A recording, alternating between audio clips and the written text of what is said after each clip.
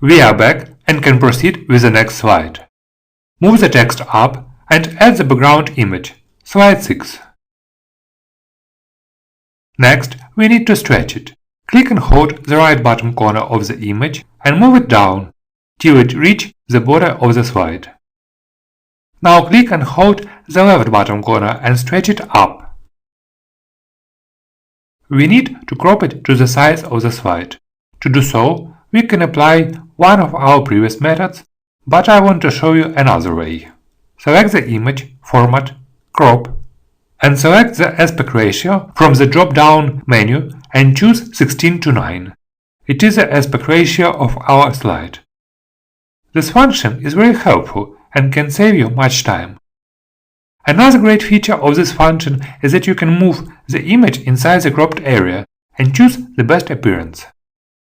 Also, I want to add the semi-transparent border around the image. And again, we will use our inner guides. Let's draw two rectangles. First, to the size of the slide. Let's remove the border and make it gray. And the second one, inside our first rectangle. Use the guides 350 top and bottom and 638 left and right. Remove the border. Now select the outer gray image and holding Ctrl key, select the inner one. Next, Format, Merge Shapes, Subtract. Also, let's change the transparency of new shape to 23%.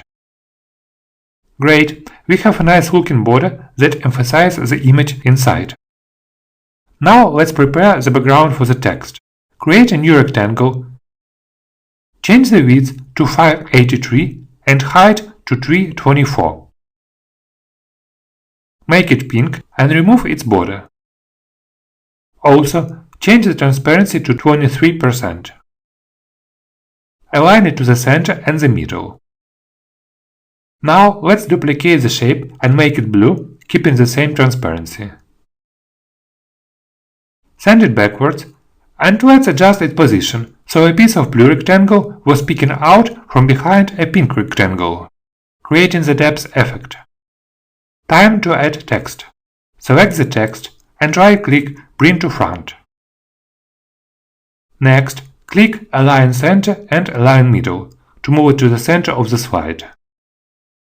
Now let's change the font to Lato Black, size 54, uppercase, and make it white. Also, adjust its positioning to place it in the center. Good, but too simple. Let's decorate it. First, make the first two letters I and N gray. Also, let's add a nice looking borders on both sides of the text. We want to be very precise, so we should use guides. Place guides on both sides of the word inefficient. Click and hold the center guide and move it to create the new guide. My guides are placed at 221.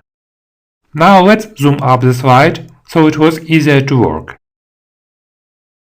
Create the rectangle above the text, starting at the left guide and stretch it to the center. Adjust its height to 0.05 and make it white and remove the border.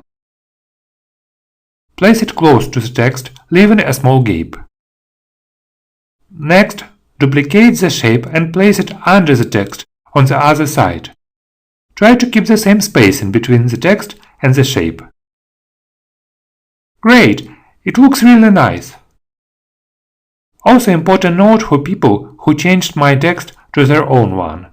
If you have more text on the slide than I do, I recommend to choose the keyword and place it in the way we did in this lesson, and the rest text under or above the keyword.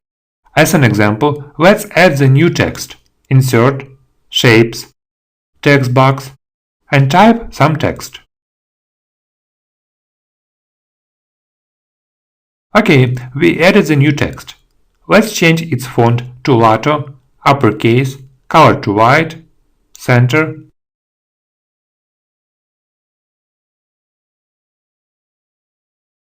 Stretch the text placeholder, move it about the keyword and align it to the center.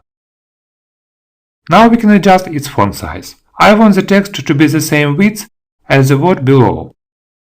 In my case, 28 is not enough, so let's make it 29. Perfect. I hope you understood the idea. Now we can remove the text and delete two guides. Slide is ready. Time to move to the next one.